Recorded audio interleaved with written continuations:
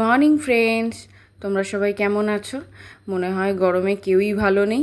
আমারও গরমে শরীরটা খুব খারাপ হয়ে গেছিলো, তাই তোমাদের ভিডিও দিতে পারিনি। আমাদের ফ্ল্যাটের সামনেই মেলা চলছিল, বৈশাখী মেলা। এই যে এটা আমাদের ফ্ল্যাট, 7 দিন ধরে মেলা হয়েছিল, তাই কিছু কিছু করে ক্লিপ তুলে রেখেছিলাম, তাই তোমাদের সাথে শেয়ার করতে চলে এলাম। এটা ফার্স্ট দিনকার গেছিলাম, যেহেতু একদম ফ্ল্যাটের নিচেই, বিকেল হলেই মাইক বাজছে, গান শুরু হয়ে যাচ্ছে, আর মামাম তাড়াতাড়ি করে পড়াশোনা করে রেডি হয়ে নিচ্ছে, নিয়ে চলো অ্যাটেন্ডেন্সের মতন রেগুলার নিয়ে যেতেই হবে। এখানে অনেক সাংস্কৃতিক অনুষ্ঠানও ছিল। আমাদের এখানে এই মেলাটা আগের ইয়ার থেকে শুরু হয়েছে। আগের ইয়ারে 3 দিন ছিল, এবারে 7 দিন ধরে এই মেলাটা হয়েছিল। এর সাথে আবার আদিবাসী সাঁওতালি নাচও ছিল।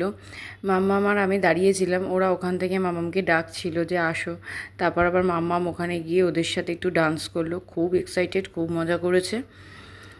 তারপরে ওখানে কুইজ কম্পিটিশান হয়েছিল, ওখান থেকে মামাম আবার 2টো চকলেট আর একটা পেন প্রাইজ পেয়েছে, যে মামাম নাচছে।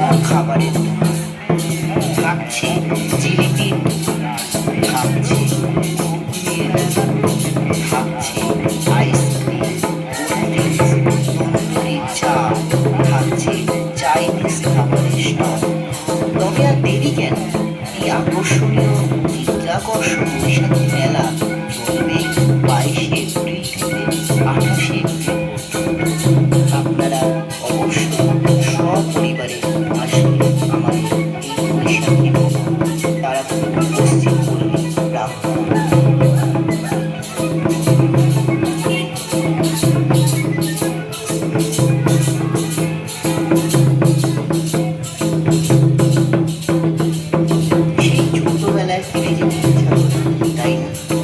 আমরা যত বড় হতে থাকি তত ছোটবেলাকে হারিয়ে ফেলি।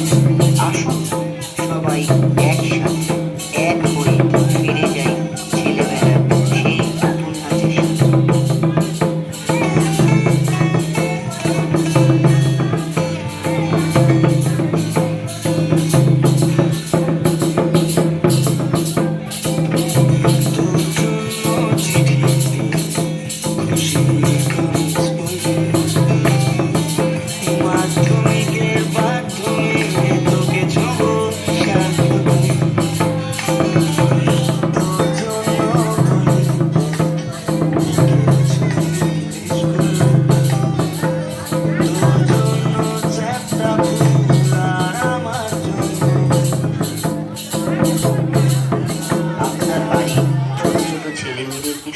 মেলা মানেই কিছু কেনাকাটি তো থাকেই, যেহেতু মাম্মামকে নিয়ে গেছি, ক্লিপ, হেয়ার ব্যান্ড এগুলো তো থাকেই। তার সাথে আমি কানের দুলও নিয়েছি 2খানা। তারপর মেলায় আসা মানেই জিলিপির প্রতি একটা অদ্ভুত টান থাকে, তাই না? জিলিপি খেতেই হবে, তাই জিলিপি নিলাম, নিয়ে বাড়ি এসেই খেয়েছিলাম। তারপরে কিছু নাগরদোলনা ছিল, এই যে। তারপর কুইজ কম্পিটিশান হলো, এই যে মাম্মাম এখানে আনসার দিচ্ছিল। তো ভিডিওটা কেমন লাগলো তোমরা জানিও। তোমাদের সাথে আবার নেক্সট ভিডিওতে দেখা হবে। টাটা।